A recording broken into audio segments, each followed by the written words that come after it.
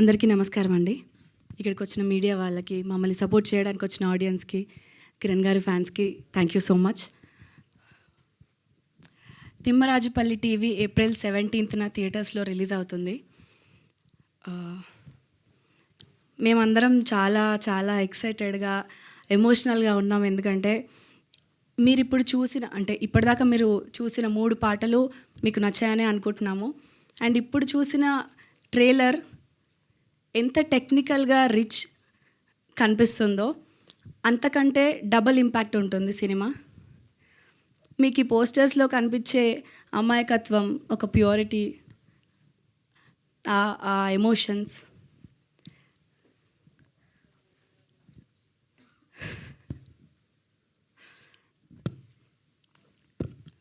సినిమాలో కూడా మీకు అంతకంటే ఎక్కువ ఇంపాక్ట్ఫుల్గా కనిపిస్తుంది.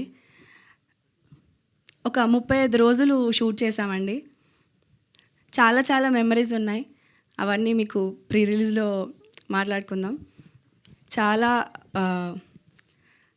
ప్రేమతో, డెడికేషన్తో మా కిరణ్ గారు మా పైన పెట్టుకున్న నమ్మకంని నెరవేర్చాలని ఆ రెస్పాన్సిబిలిటీతో చేశాము.